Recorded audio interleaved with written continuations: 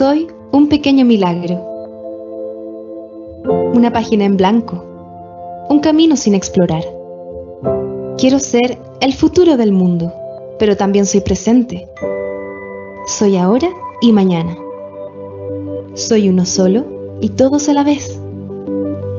Porque soy lo que otros me darán, lo que otros me enseñarán, lo que otros me inspirarán, lo que haré yo por los demás. Descúbreme la grandeza de las pequeñas cosas.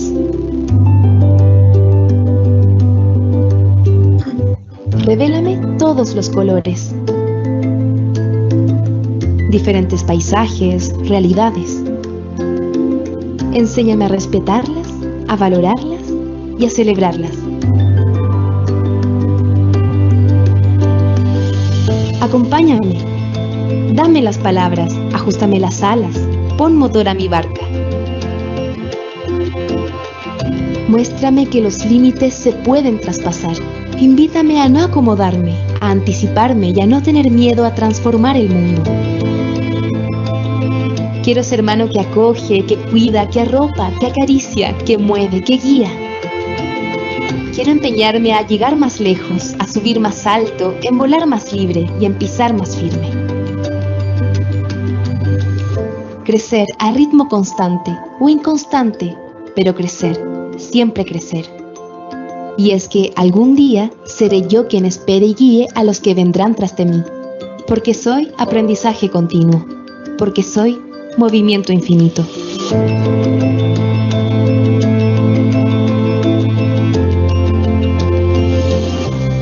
SM, la educación nos mueve. Hola, muy buen día a todos. Gracias por acompañarnos en este ciclo de webinars que SM ha preparado para todos ustedes.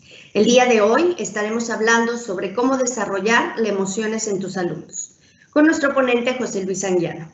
Me permito compartirles una breve semblanza de nuestro ponente. José Luis es originario de la ciudad de Morelia, en Michoacán. Cuenta con una maestría en administración, es licenciado en educación y cuenta también con estudios en filosofía y teología por el Instituto Salesiano de Estudios Superiores ICES y actualmente estudia la licenciatura en psicología. Cuenta también con un diplomado en estrategias didácticas, gestión de proyectos y nuevos modelos formativos para el desarrollo de la inteligencia emocional en el aula. Su experiencia educativa la ha desarrollado en diferentes instituciones salesianas como docente y directivo. Fue rector de la Universidad Salesiana de México y director de Formación y Bienestar Universitario de la Universidad La Salle Morelia. Fungió también como presidente de la Asociación Mexicana de Instituciones de Educación Superior de Inspiración Cristiana. Ha sido profesor invitado y asesor pedagógico para el SEC Allende del Instituto Politécnico Nacional. Es autor del artículo Inteligencia Emocional en la revista Guía de Éxito Profesional, México, verano 2016, y también fue coautor de 12 libros de texto digital, ebooks para la enseñanza de la informática en escuelas de educación básica, y diversos artículos en la revista Nogotia del Instituto Politécnico Nacional. Ha dictado conferencias en diversos estados de la República Mexicana y en los países de Italia, España, Chile, Perú y Colombia. Es un gusto tenerte con nosotros, José Luis. Bienvenido. Muchas gracias, Marta. Es un placer nuevamente estar con ustedes en este grupo que aporta mucho para la educación de la persona y la educación en México. Bueno, pues es un gusto compartir con todos ustedes este tema tan apasionante. A mí me apasiona mucho la cuestión de las emociones, porque como ya lo veíamos en el video inicial, en este video que nos motiva, también somos un mundo emocional. Cada uno de nosotros somos emociones. Bueno, pues vamos a tomar el tema de hoy, que es cómo desarrollar las emociones en nuestros alumnos. Me voy a permitir compartir la pantalla, así que pediré a ustedes me indiquen si ya están viendo mi pantalla. Espero que la pantalla ya esté en mi presentación ahí puesta. ¿Es correcto, Marta? ¿Me ayudas? Listo, José Luis, ya se ve. Ok, Adelante. perfecto. Bueno, maestros, padres de familia, porque creo que también muchos de ustedes que están en la docencia son padres de familia. Hoy vamos a hablar de cómo desarrollar las emociones en nuestros alumnos. El desarrollo de las emociones no es un sinónimo de cómo crear las emociones. Nosotros, de hecho, ya nacemos con unas emociones, son constitutivas de nuestra persona, pero es muy importante que nosotros, en la medida que vamos creciendo, vayamos desarrollando este mundo emocional, pero sobre todo que seamos asertivos en el momento en el que manifestamos nuestras emociones y también en el momento que identificamos y que trabajamos y que recibimos las emociones de los demás, ¿verdad? Es muy importante para la salud, sobre todo hablemos en estos tiempos pandémicos en los que parece que tenemos que estar en el confinamiento, y el confinamiento también trastoca mucho nuestro ser emocional. Este tiempo en el que nosotros estamos detrás de un monitor ejerciendo la labor docente, también es una forma distinta en cómo se van manifestando nuestras emociones. Y es importante, pues, por ello ir identificando, porque no solamente nosotros transmitimos conocimiento, sino formamos a la persona. Quiero iniciar la presentación con una gráfica, permítame un momento, con una gráfica que nos da el informe de la LONDE, si nosotros identificamos este informe, generado en 1974 por el Ministerio de Salud de Canadá, en donde pues hablaba precisamente de los factores que determinan la salud. Y creo que es muy importante que nosotros en este momento nos vayamos identificando y vayamos haciendo pues válido todo esto, porque es muy actual. Para mí sigue siendo muy actual. Tal vez ustedes estarán de acuerdo conmigo en que la salud depende un 43%, y aquí es donde quiero invitarlos a que nos centremos en esta cifra, que en 43% nuestra salud depende de los estilos de vida. Y en los estilos de vida, es decir, nuestra forma de vivir, nuestra forma de manifestar la vida, está también mucho la cuestión emocional. Tal vez algunos de ustedes han escuchado hablar que las emociones van también modificando nuestros anticuerpos, que van fortaleciendo nuestros anticuerpos. Hay algunos estudios que están de acuerdo, otros que no están de acuerdo, pero lo que sí sabemos nosotros que una buena disposición para la vida y para la salud son los estados emocionales, y sobre todo los estados emocionales positivos. Por eso es importante que tomemos no solamente como un factor relacional, es decir, de las relaciones interpersonales, y también como un factor de un estar, diremos, espiritualmente y psicológicamente sanos, sino también físicamente sanos, el aspecto de la salud. Por ello, estamos invitados desde el aula y dentro de nuestros hogares a promover la salud también en la cuestión emocional. Bien, otro factor importante, así como para ir adentrándonos un poquito más en el tema, es entender y comprender, pero sobre todo identificar. El primer momento es identificar las emociones. A veces nos cuesta a nosotros un poquito de trabajo identificar qué es lo que nos está pasando, qué emoción es la que estamos viviendo. O tal vez nos cuesta un poquito más de trabajo identificar la emoción del otro. Es importante que nosotros identifiquemos inmediatamente el mundo emocional de nuestros alumnos. Por ello, hay algunos factores, y que ahora vamos a ir desplegándolos poco a poco, que van a mostrar ya de sí qué emoción o la emoción que estamos viviendo. Un primer elemento que nosotros podemos distinguir es que es una sensación cualitativa singular. Es decir, rompe con lo que nosotros vivimos o los estados que vivimos todos los días. Cuando nosotros entramos en un mundo emocional, la sensación se modifica. Y sobre todo también que nosotros tenemos la posibilidad de vivir cada uno de nosotros una emoción de manera distinta. No todos viven la alegría de la misma manera, no todos viven el enojo de la misma manera, no todos viven el disgusto de la misma manera y no todos lo sienten de la misma manera. Entonces, el primer elemento es saber que se ha movido algo dentro de nosotros, que hay una sensación cualitativa singular. Segundo elemento es que es de aparición súbita, es decir, la emoción no es programable. No puedo decir dentro de una hora me voy a alegrar, o no puedo decir dentro de una hora me voy a enojar. Puede ser que nosotros vayamos calculando algunos acontecimientos que dicen, si sucede esto, me voy a enojar, pero no lo podemos programar para que nuestro cuerpo lo sienta. Esto viene de aparición súbita, es decir, es como un resorte que está respondiendo a un motivador externo, a una motivación externa. O también puede ser que sea interna. Esto posiblemente lo vamos a ver más adelante. También es imprevisible, es decir, no avisa. La emoción no avisa.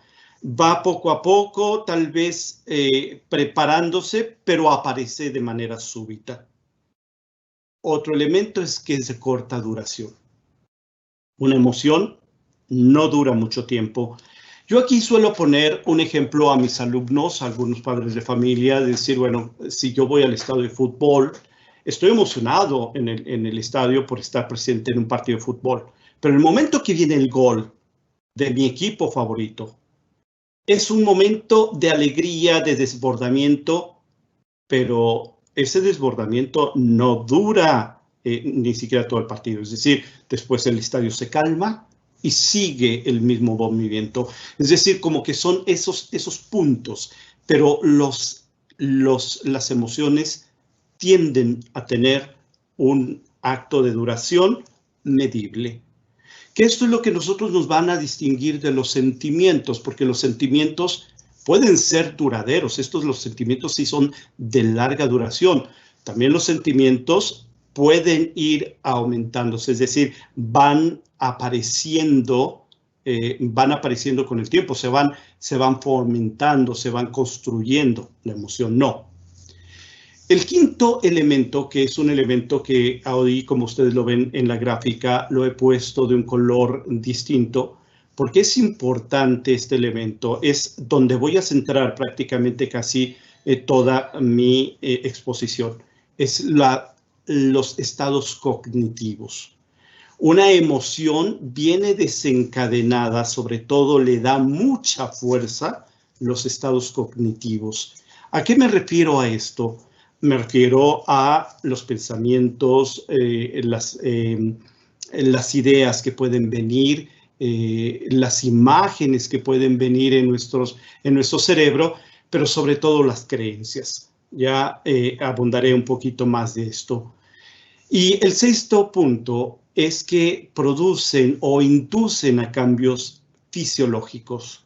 Viene sudoración, temblor de la voz o temblor de piernas, de manos, es decir, hay un cambio o dolor de estómago, un malestar estomacal, un malestar en la cabeza. Una emoción se presenta con una inducción de cambios fisiológicos.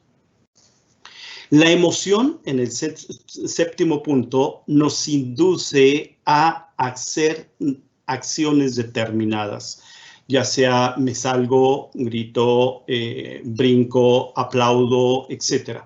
Las emociones nos llevan a hacer determinadas acciones.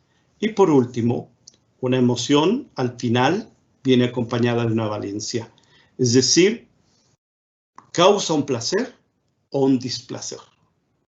Es decir, no podemos decir, pues mira, ni sentí nada, ni ve.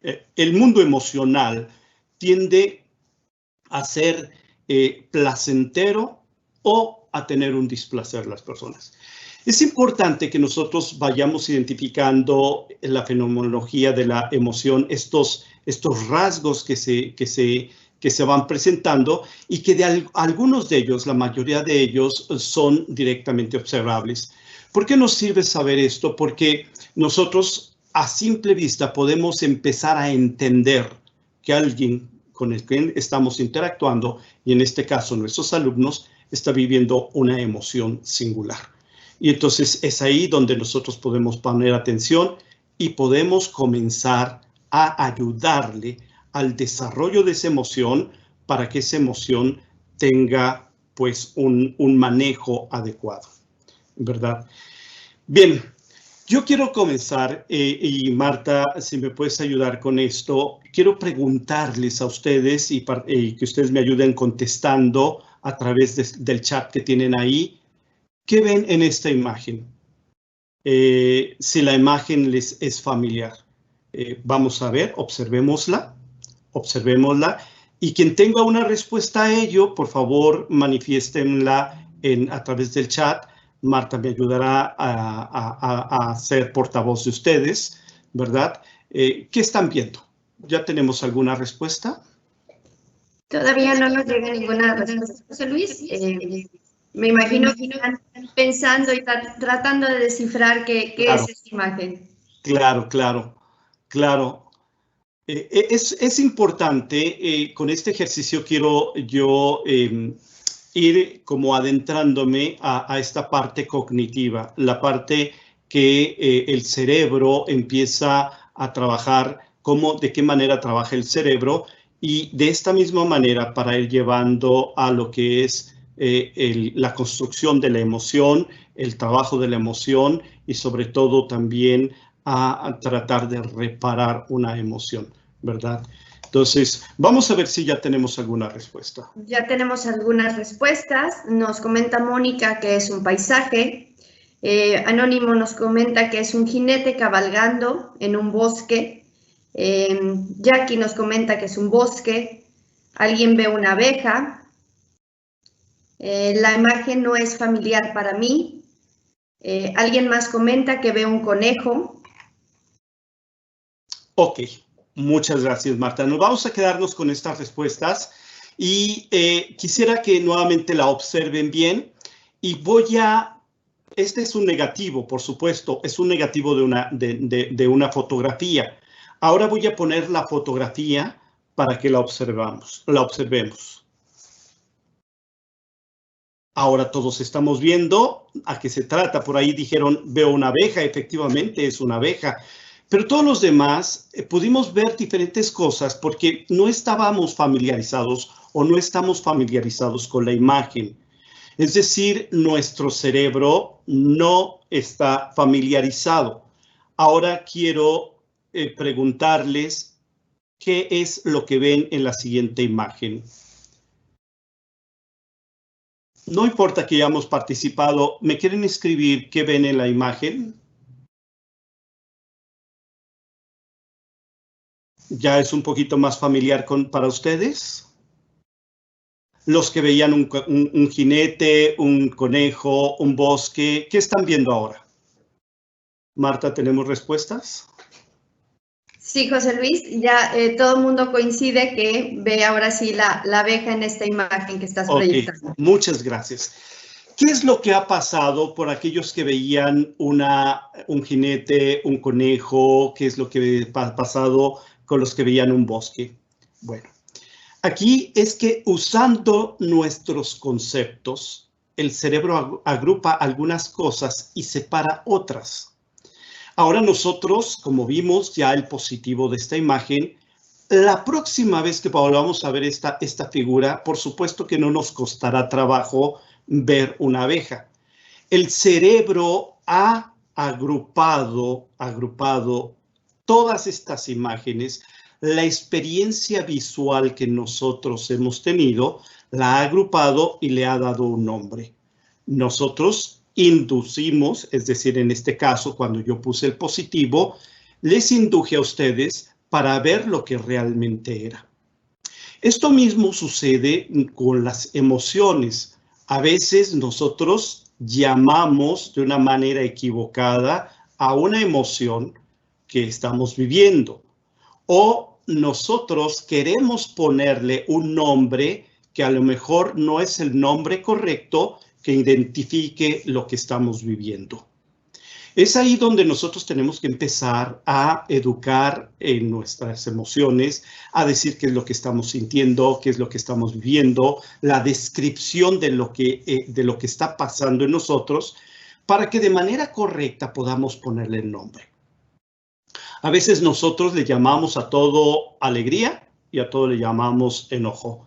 No, pero dentro de este arco entre alegría y enojo, hay un sinnúmero de emociones, hay disgusto, hay placer, hay confort, etcétera, que van siendo más adecuados y en la medida que nosotros vayamos como que reagrupando los conceptos, las experiencias, tanto visuales como perceptibles a los sentidos, todo lo que es perceptible a los sentidos, nosotros podemos ir dando un nombre a la emoción y un nombre correcto.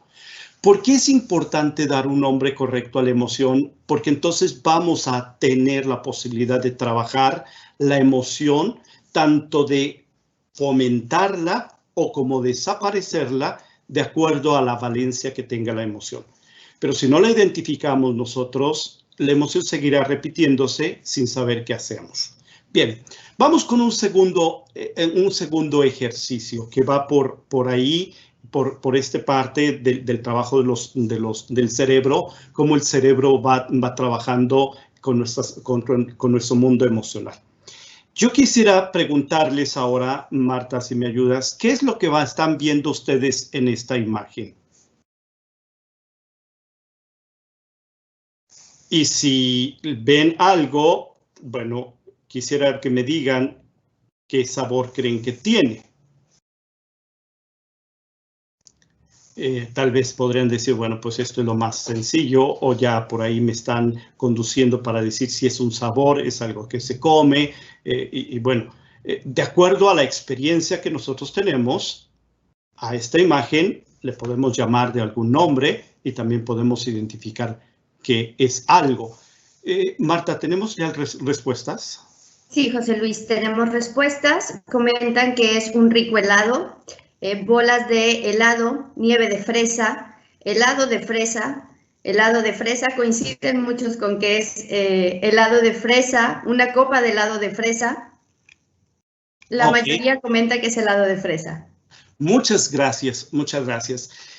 Y todos los que participaron, ayúdenme con la siguiente respuesta.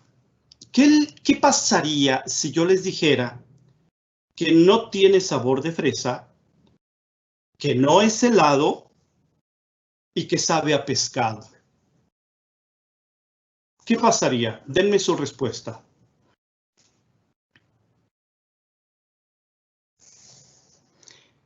Esto es interesante porque parece que estoy yendo en contra de lo que ustedes, de la experiencia, la percepción que ustedes tienen. ¿Tenemos respuestas, Marta? Nos están llegando, tenemos un poquito de delay con el chat. Ok. Sigue comentando la gente que es helado de fresa. Alguien ya comentó que guácala. Guácala, sí. Difícil de creer. Alguien se reiría. Muy difícil de creer frente a lo que estamos observando. Las cosas no siempre saben cómo se ven. Ajá. No es congruente con la imagen. Sí, no es congruente con la imagen, no es congruente con lo que veo, no es congruente con lo que yo o la experiencia que yo tengo. Bueno, muchas gracias. Yo podría decirles que esto es un mousse se me acaba de ir el nombre del pescado, que es de salmón, un mousse de salmón. El salmón tiene un color rosita, rojito, etcétera. ¿Qué es lo que sucede con ese guácala? ¿Qué es lo que sucede? Pues difícil de creer, las cosas a veces no pasan. El cerebro siempre va a usar nuestras experiencias, ya lo hemos visto, las experiencias pasadas. Nosotros tenemos la experiencia pasada de que esto puede ser un helado de fresa y construye la hipótesis. Pero en este momento que les acabo de decir, ni es helado y no es de fresa, sino sabe a pescado, empieza a haber una cacofonía que está llegando a nuestros sentidos. Es decir, no es lo que esperaba. A ver, no me cuadra. Esto no es la reacción que yo esperaba. Esto no. Y estas palabras que estoy utilizando en este momento, solemos también utilizarlas cuando hay una cuestión que yo espero, una cosa agradable o una experiencia agradable, y no sucede, o suceden otras cosas. Empieza a haber una cacofonía que llega a nuestros sentidos. ¿Qué es lo que está haciendo el cerebro? Por lo primero choca con lo que estamos viendo, ¿verdad? Pero después el cerebro tiende a agrupar esta experiencia estimulante sensorial para preparar los cambios automáticos en nuestro cuerpo que tiene el potencial de cambiar lo que sentimos. Es decir, el cerebro tiene que agruparlo. Es aquí donde nosotros podemos decir, a ver, a esta experiencia que yo estoy esperando, a ver, yo te traigo un regalo y lo que espero es que te alegres, pero me lo avientas a la cara. ¿Qué está pasando? Bueno, cuando nosotros vamos habituando al cerebro que ante una cosa no forzosamente tiene que haber una respuesta de la emoción como la esperamos, entonces le damos espacio a esta cacofonía. Y esta cacofonía entonces nos permite manejar un mundo emocional inesperado y recibirlo tal cual y decir, bueno, pues también podía pasar, porque tenía que ser forzosamente como yo lo esperaba. También hay la posibilidad de que pase, que no le guste, que no me reciba bien, etc. ¿Por qué? Porque el cerebro va experimentando ya estos estímulos, pero también va preparando los cambios automáticos. Nosotros solemos tener muchas experiencias a veces que nos dejan en shock y decir esto no lo esperaba, pero tenemos que ir habituando también en este mundo emocional a nuestro cerebro. Tenemos que ir manejando nuestro cerebro para también cuando existen estas cacofonías, cuando existen estas posibilidades, ¿verdad? Esto es muy interesante, lo trata muy bien Albert Perris en su teoría de las emociones, ¿verdad? En la teoría emocional cognitiva o cognitiva emocional, que es importante saber que las cosas no pueden o a veces no van a pasar como nosotros queremos. Bien. Bueno, pues ya que he mencionado la teoría de la teoría de la emoción cognitiva o la emoción racional, ¿verdad? Vamos a ver el ABC de las emociones.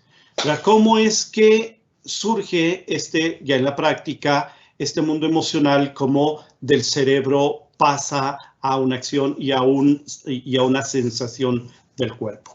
Bien, lo primero que nosotros tenemos que ver, bueno, voy a hacerlo, a llevar este ejemplo, ¿verdad? O este ABC, con un ejemplo en el aula, con un ejemplo muy bien. Vamos a partir de un acontecimiento. Vamos a partir del acontecimiento que el niño no hizo la tarea ayer. Nuestro alumno no hizo la tarea ayer. Entonces, cuando un alumno no hace la tarea, nosotros, y que tenemos que revisarla, estamos frente a él y le decimos, ¿por qué no haces la tarea? Pues viene una emoción del niño, ¿verdad? Hay una conducta a este acontecimiento que ha sucedido. Y es posible, que estoy poniendo ahí, que el niño llore. Que se ponga a llorar. Esta es una emoción. Él llora por la emoción, por la frustración, por la vergüenza, no sé. No lo sé por qué llora, pero algunos lloran. Esto le vamos a llamar una conducta o una consecuencia de un acontecimiento. Todo acontecimiento trae consigo una consecuencia. Pero nosotros, y sobre todo una consecuencia emocional, pero nosotros estamos hablando del A, B y C. Ahí ya tenemos el A y tenemos el C. ¿Qué pasa con el B? ¿Qué está sucediendo con el B? Para poder descubrir qué sucede con el B, porque me parece que es una de las partes importantes en el mundo emocional, ¿verdad? Hablando del ABC, Vamos a desarrollar un poquito más este acontecimiento y este ejemplo. Vamos a hacerlo con un diálogo. Yo estoy suponiendo este diálogo, ¿verdad? Yo le pregunto al niño, ¿por qué lloras? Y él me dice, porque no hice la tarea ayer. ¿Qué es lo que está haciendo aquí? Identificando el acontecimiento. No hice la tarea ayer y está llorando. Entonces, yo insisto nuevamente, a ver, no te pregunté qué hiciste o dejaste de hacer ayer. Te pregunto, ¿por qué lloras? Para algunas personas, esta pregunta, maestros, esta pregunta parecería necia. Oye, pero si yo te estoy diciendo que estoy llorando porque no hice la tarea y tú todavía me preguntas, ¿por qué lloras? Es el esfuerzo de, o más bien la conducción del docente, es la conducción del adulto, es la conducción de una persona emocionalmente equilibrada, de ayudar al adolescente, de ayudar al niño a entender qué está pasando. El llorar es una consecuencia, es una conducta tal vez, pero esa conducta tiene una raíz. No es solamente el acontecimiento, hay algo más en fondo, que es el acontecimiento. Y por lo tanto, en este afán de conducir al mundo emocional equilibrado, sano, o el mundo emocional maduro, yo vuelvo a preguntar. ¿Por qué lloras? Y él me dice, porque usted se va a enojar. Identifica la conducta que puedo tener o la consecuencia que él puede tener. Aquí ya está identificando, pues, ese A y C. Pero seguimos con la ausencia del B. A ver, y yo vuelvo a insistir.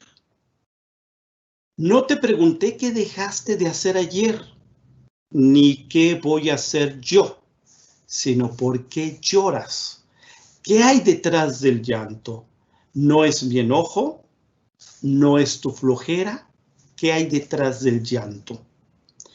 Estoy obligando a que vaya a decir, bueno, ¿por qué estoy llorando?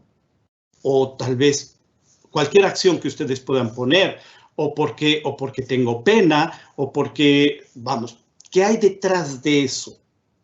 Bueno, entre A y C siempre ocurre un B, pero de esto muchas veces no somos tan conscientes, ¿eh? ¿Qué son las B? ¿Qué pasa allí en las B? Bueno, pues la B representa lo que uno cree de una persona o de un acontecimiento. Es decir, ¿qué es lo que yo creo que va a suceder? ¿Qué es lo que yo creo que va a pasar? Ahí en este B están las creencias. Estas creencias, maestros, son las que van a dar motor a la emoción. Si nosotros revisamos un poquito la experiencia emocional que nosotros tenemos, no es lo que hace otra persona o lo que hicimos nosotros, sino lo que creemos por qué lo hizo o por qué lo hacemos.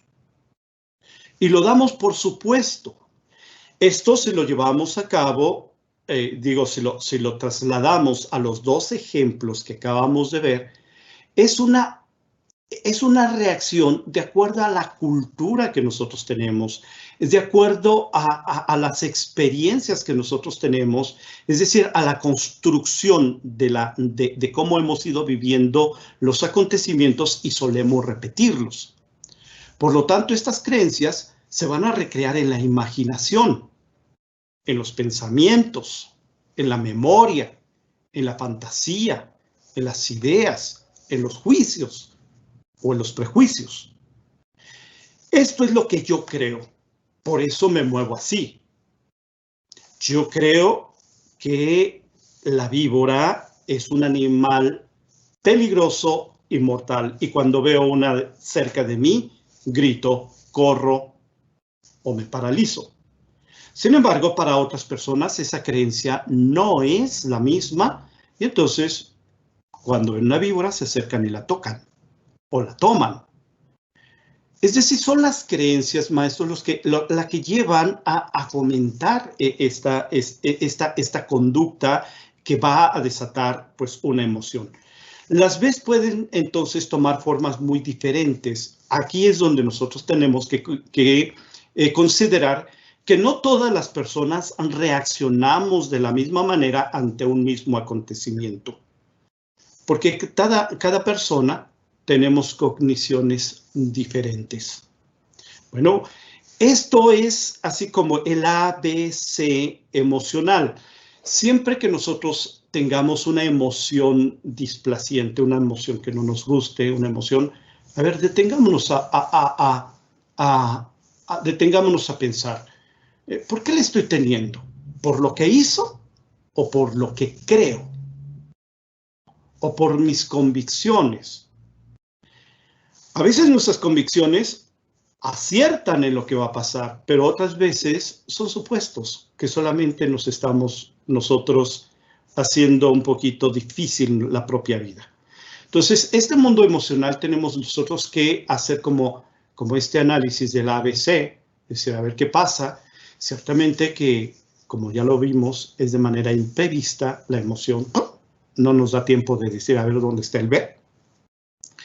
Pero después, un poquito con calma, podemos decir dónde está, ubicar ese B y corregir la emoción o reparar la emoción. Tema que viene enseguida. Bien. Antes de la reparación de la emoción, vamos a ver cómo juega este ABC en la conducta de las personas en el mundo emocional. ¿Cómo se desencadena? Estos ABC están intrínsecamente relacionadas. No podemos decir que puede venir una parte emocional sin una conducta o que aparece la emoción sin que cuando hace falta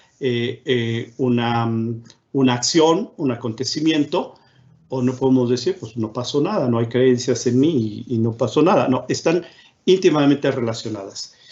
Uno de el ejemplo que acabo de poner sigue este modelo. El acontecimiento genera una creencia y esta creencia genera una conducta y un sentimiento. Pero también puede ser que surja que la creencia va a generar una conducta, un acontecimiento y después una conducta que lleva a un sentimiento. Pongo un ejemplo sobre esto y sobre las mismas tareas de los alumnos. Hay algunos alumnos que tienen la creencia que el maestro no revisa las tareas, no las lee. Entonces, esto le lleva a una acción, o no hace la tarea o la copia. ¿Verdad? Esa es la acción. Y después tenemos la conducta o la conducta que lleva la emoción, pues de que la conducta es que el muchacho va o la alumna va a ser como así muy flojo y entonces la emoción que puede irse generando, la actitud que puede irse formando es de conformismo, de estar allí, de no esfuerzo y de decir aquí me siento a gusto. De esta manera, entonces así va generando. Pero es la convicción, es la creencia. Es creo en esto, por eso hago esto y mi conducta y mi emoción se manifiesta así, de esta manera. Este es su segundo modelo, en donde una emoción viene de una creencia, ¿verdad? Yo creo que todos los maestros de matemáticas son bien exigentes. Entonces, puede ser que la acción es que yo tenga que poner mucha atención y esté sacando todos los apuntes lo mejor que se pueda, pero también la conducta y la emoción puede ser de nerviosismo, porque creo que las matemáticas son dificilísimas, ¿verdad? Ahora viene el tercer modelo. El tercer modelo es que parte de la conducta una acción. Es decir, de acuerdo a que yo soy muy iracundo, de acuerdo a que yo soy poco tolerante y que soy muy nervioso y que todo eso, llego a mi salón gritando, tratando de poner orden, o porque yo tengo mucha inseguridad en esto, entonces me porto agresivo, entonces llego agrediendo. ¿Y por qué? Porque creo que todos los alumnos son difíciles.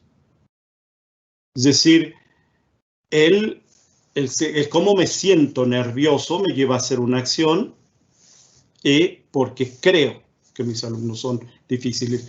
Vamos, ahí tenemos de qué manera la emoción se va generando, ya sea que parta de la acción, que parta de las creencias, o que parta de una conducta, pero siempre están allí. ¿Por qué es importante nosotros conocer estos elementos y sobre todo poner muy en el centro lo que son las creencias? Porque esto precisamente viene de los actos cognitivos y esto los podemos manejar. Los podemos manejar, es decir, los podemos educar, los podemos cambiar, los podemos modificar lo que es las creencias y con ello vamos a ir cambiando lo demás. Bien. Vamos a ir cerrando el tema para después dar paso a preguntas, ¿verdad? Con esta lámina que me parece que es importante también que lo sepamos, porque John Mayer y Peter Salovey, que fueron los que iniciaron con el constructo de la inteligencia emocional, hablan que para ser inteligentemente emocionales las personas debemos de tener estos tres elementos como que pues ya muy manejables, muy conocidos y también que nosotros podamos desarrollarlos. Lo primero es la percepción emocional, es decir, reconocer nuestra emoción. Ya lo vimos en el transcurso de esta exposición. Es muy importante reconocer la emoción que me está pasando, qué es que estoy viviendo. O reconocer las emociones de los demás. ¿Qué está viviendo la otra persona? Es el primer paso. El segundo paso es la comprensión emocional, que esta es la habilidad para comprender la información emocional, cómo las emociones se combinan y progresan a través del tiempo y saber apreciar los significados emocionales. Una guía para poder entender y comprender la emoción viene a aceptar lo que ha sucedido, creer que estaba dentro de lo posible que sucediera. Acuérdense con esta cacofonía, ¿verdad? Emocional. Situar el acontecimiento como una consecuencia de una acción, ABC, cuando nosotros entendemos el ABC, ¿verdad? Esto nos lleva a que nosotros podamos comprender cómo es la emoción. Y un punto que es también muy importante, y con esto cierro para dar un paso a preguntas, es la reparación emocional. Es la habilidad para estar abiertos a los sentimientos, modular los sentimientos propios. Es aquí cuando nosotros empezamos a dejar ver nuestra inteligencia emocional, nuestro equilibrio emocional, para poder también ser asertivos en el tratamiento de las emociones con los demás. Promover la comprensión y el crecimiento de las personas de manera emocional. ¿Cómo podemos hacerlo esto? Dos aquí puntos que de guía. Procura cambiar el acontecimiento deseado. Entonces aquí modificamos nosotros nuestras creencias que van a modificar nuestras acciones, ¿verdad? Y si no se puede hacer, aceptar la realidad, ¿verdad? Acepta la realidad si no se puede modificar. Bueno, pues así sucedió, no podía haber sucedido de otra manera, aceptar, ¿verdad? Y el punto 2, si esto es displaciente, si puedes cambiarlo, comienza a perseguir activamente otras metas. Maestros, esto del mundo emocional, esto de las emociones y el trabajo de las emociones es un tema muy amplio, muy vasto, profundo y tiene diferentes áreas para poderle llegar y entenderlas desde la parte neuronal, psicológica, la parte emotiva, incluso la parte espiritual. Hay muchas aristas por donde se puede tocar el mundo emocional. Hoy solamente hemos visto pues como que bases de algo muy, algo muy básico, perdón por la redundancia, algo muy básico para que nosotros por lo menos podamos empezar a trabajar o hagamos un proyecto de desarrollo de las emociones, tanto las propias como las de los otros. Bien, pues hasta aquí la exposición de mi tema. Les agradezco a todos la participación en estas preguntas, en estos ejercicios que hemos hecho. Y ahora les dejo a ustedes la voz a través del chat para que a través de Marta me hagan llegar sus preguntas. Adelante, Marta. Muchísimas gracias, José Luis. En verdad es un tema muy interesante, como comentas, mucho de entender y de estudiar y de ver qué es lo que está pasando con nuestros alumnos o con nuestros hijos. Y como comentaste, en este momento vamos a responder algunas de las preguntas que nos han compartido a lo largo de la transmisión. ¿Ok? Empezamos con la primera pregunta. Nos pregunta Leticia Montiel: ¿cómo ayudar a nuestros alumnos a desarrollar su inteligencia emocional cuando es más fuerte el peso de la mochila emocional de los padres? Sí. Bien, yo tengo una convicción y creo que también aquí es algo que las escuelas tienen que ir trabajando. La convicción es que cuando trabajamos con padres de familia y maestros, por supuesto que estamos dándole a los alumnos un recurso de maestros, no solamente en la escuela, sino también en casa, que pueden irles educando y haciéndoles crecer emocionalmente. Por lo tanto, yo recomiendo a las instituciones que también ofrezcan una capacitación, que ofrezcan cursos, un desarrollo emocional a los padres de familia para que junto con los docentes puedan ayudar en el crecimiento emocional a los alumnos. Perfecto, José Luis, muchas gracias. Nos han llegado diversas preguntas sobre cómo ayudar a los niños con TEA, con trastorno del espectro autista. Sí, mira, Marta, aquí con el TEA, bueno, con el autismo, ¿verdad? Que es un caso especial, lo mismo con el de el déficit de atención. Estos requieren un poquito más de una ayuda especializada porque es un tratamiento especial. Yo aquí les recomendaría a los papás y a los maestros que se acerquen mucho a los psicólogos porque sí requieren, es decir, un tratamiento no de manera especial, pero sí especializada. ¿A lo que me refiero con esta cuestión de no de manera especial, pero sí especializada? Es que no es que tengamos que separarlos, no son gente que tengamos o alumnos que tengamos que se tengan que clasificar como raros, pero sí requieren un poquito más de técnica, de cualificación para algunos elementos que requieren de los propios de los alumnos. Entonces, aquí yo les recomiendo más bien acercarse a personal capacitado, cualificado, para que les ayuden al desarrollo de las emociones. Perfecto, muchas gracias.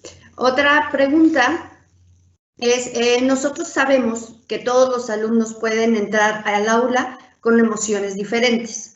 ¿Qué hacer como docente para buscar un equilibrio en las emociones de mis alumnos para un buen ambiente de aprendizaje? Ok. Sí, esta es una pregunta bien interesante. Lo primero que podemos hacer nosotros como docentes es ser equilibrados emocionalmente nosotros, ¿verdad?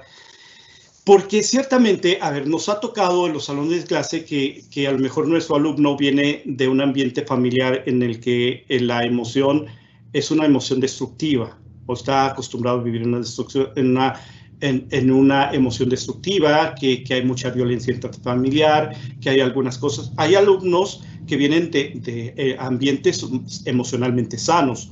Otros en los que están el nerviosismo de la mamá, que ya se les hizo tarde, etcétera, o que vienen del regaño de por no haber desayunado, etcétera. Entran con todo este paquete al salón de clase. Imposible poder decir, a ti te voy a tratar así.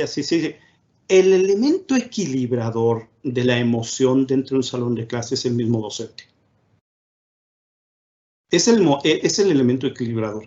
Es decir, cuando yo estoy emocionalmente sano, cuando tengo una inteligencia emocional y puedo yo identificar las diferentes emociones, yo con mi tranquilidad y también con mi emoción equilibrada, puedo ir en el tratamiento, en la forma de dirigirme, en la forma de hablar, es decir, no exaltarme, no gritar, o tampoco tenerme y portarme como muy pasivo, que no pasa nada y de repente se desborda el salón de clase.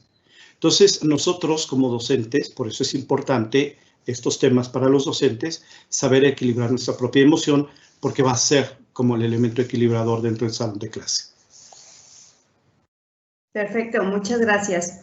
Otra pregunta es, ¿cómo los cambios fisiológicos afectan a las emociones, especialmente en la pubertad? Sí, esta también es importante. Yo lo mencionaba porque viene mucho la cuestión neurológica y mucho la cuestión hormonal. Debemos de saber que yo suelo poner un ejemplo a los padres de familia con la flor de diente de león, esa flor que uno le sopla y se va todo, la deshace. Les digo que en la adolescencia suele suceder eso. Las hormonas empiezan a hacer un caos dentro, van por todos lados, no se van regulando y por supuesto que va a afectar la emoción. Aquí los maestros, sobre todo secundaria, deben de tener diferentes alternativas para manejar esa parte hormonal.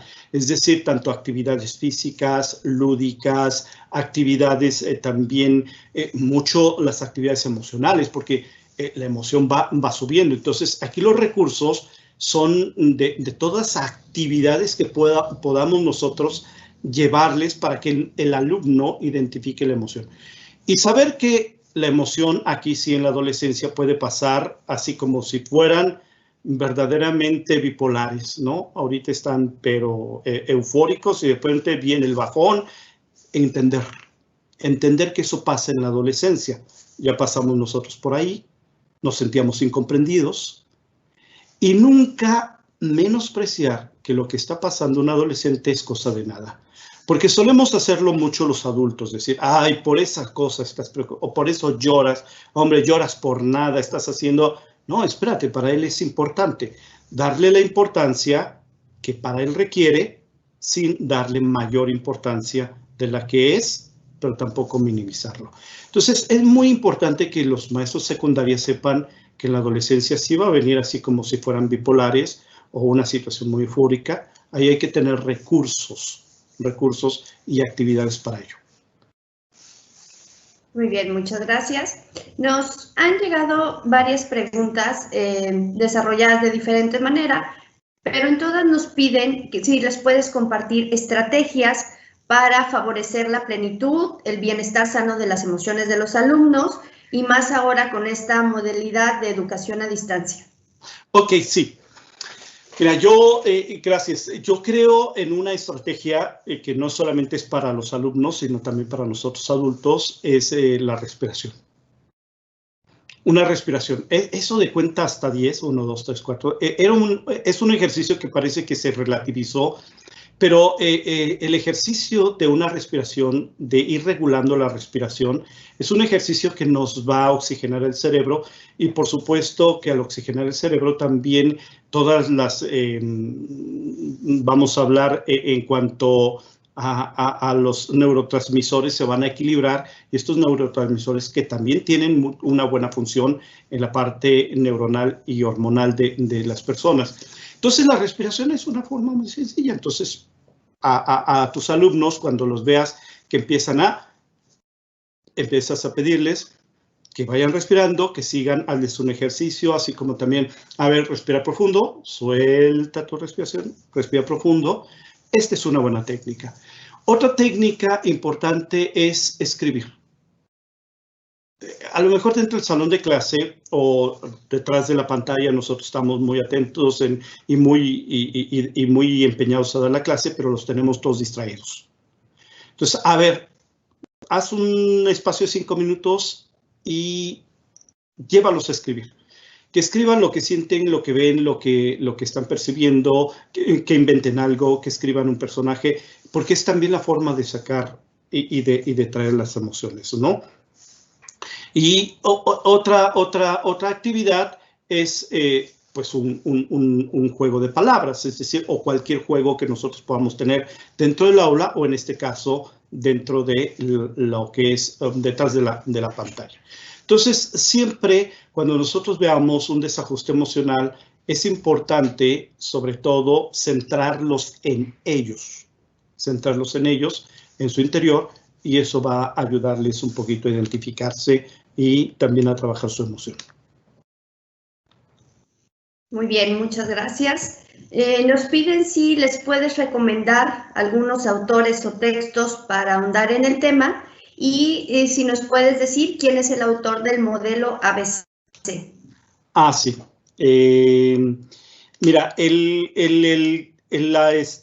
textos, autores, Antonio Damasio ha escrito mucho sobre el mundo emocional, pero desde una perspectiva pues, más humanista, más filosófica, porque toca mucho la teoría por ejemplo, de Descartes, de Kant, pero ya muy bajada al mundo emocional, que esto va pues prácticamente a la parte del ser, ¿no? De quiénes somos, de identificar nuestro propio ser. Eso es uno. Otro, pues el clásico, ¿verdad? Que es Daniel Goleman, que tiene ahí el mundo emocional. Para algunos que les guste un poquito más la parte mística, pero mística religiosa, católica, está Jacques Philippe, por ejemplo. Para aquellos que no son de la religión católica, pero que creen en el ser espiritual de la persona, pues está el Dalai Lama, ¿verdad? Que tiene algunos libros escritos sobre todo con Daniel Goleman, algunos. Y la teoría del ABC es de Perris, Albert Perris. Entonces, ahí lo pueden encontrar, ¿verdad? Que es la teoría del racional emotiva. Es la teoría de Ellis Perris, perdón. Muy bien, perfecto. Con esta última pregunta vamos a cerrar esta parte de preguntas y respuestas.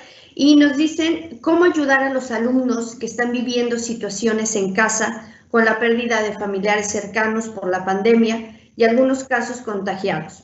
Ellos me dicen que se sienten y hay días que no quieren conectar o trabajar. Sí, claro. Mira, yo aquí les recomiendo a los maestros, sobre todo, hacer un buen tratamiento de lo que es el aspecto de las pérdidas, sobre todo este aspecto, ¿verdad?, de la tanatología. Aquí hay algunos recursos que primero tenemos que entender nosotros como adultos, como docentes, ¿verdad?, de las pérdidas, pero sobre todo ser muy realistas, comenzar a trabajar la pérdida. Por ahí hay algunos documentos importantes en los que nos dicen que los adolescentes, sobre todo los adolescentes, ya comienzan a entender lo que es el sentido de la muerte. Los niños no tanto, es decir, los niños en edad de los primeros 5 años de vida no lo entienden mucho, porque ciertamente que es un desapego, pero el desapego lo entienden como si fuera solamente temporal. Es decir, pues al rato va y nosotros les decimos y les hablamos de que nos están viendo desde el cielo, etc. Lo mejor en esta etapa de la vida es la compañía, el acercamiento y sobre todo la escucha. La escucha y responder con honestidad a las preguntas que ellos tengan. Esto ayuda mucho, porque ayuda también a entender la trascendencia de la persona. No solamente ayuda con las emociones, sino ayuda también a entender la trascendencia de la persona. Muchísimas gracias, José Luis. Pues bien, para nosotros es muy importante escucharlos, conocerlos, saber si tienen alguna sugerencia, por lo que vamos a proyectar una liga, un código QR, para que puedan compartir su opinión. Y José Luis, no sé si quieres compartirnos unas palabras como cierre, por favor. Sí, muchas gracias, Marta. Mientras ellos están escaneando este código QR, que para nosotros es importante, ¿verdad? Bueno, yo invito a ustedes como docentes, me invito a mí, es una invitación que siempre está a saber que nuestras emociones también van modificándose con el tiempo y que por lo tanto, es decir, con el tiempo, es decir, con las etapas de la vida que vamos viviendo, y por lo tanto tenemos que estar atentos a ellas siempre. Siempre tenemos que estar atentos a ellas, siempre tenemos que estar tratando de entenderlas, de cultivarlos, y sobre todo porque también la relación con las personas no es de la misma manera. Entonces, siempre atentos. Yo les invito a cultivarse. Qué bueno que han preguntado sobre autores. Elis va a ayudar mucho para entender este ABC y los otros autores para entender un poquito más sobre qué pasa con nosotros en el mundo emocional. Yo les deseo a todos mucha suerte, les deseo que tengan pues un magisterio en el que hagan historia, en el que sean significativos para sus alumnos en esta nueva modalidad. Y muchas gracias por la atención. No, al contrario, José Luis, muchísimas gracias por compartirnos este tema tan interesante, tan rico para todos. Y pues bueno, con esto damos por terminado nuestro evento. No me queda más que agradecerles por habernos acompañado en este ciclo de webinars para docentes. Recuerden que para conocer nuestros próximos eventos pueden seguirnos en nuestras redes sociales. Ahí estaremos publicando los eventos que siguen y pueden estar ahí al pendiente de siguientes fechas. A nombre de todo el equipo del Grupo SM, muchísimas gracias y que tengan un excelente fin de semana. Nos vemos pronto.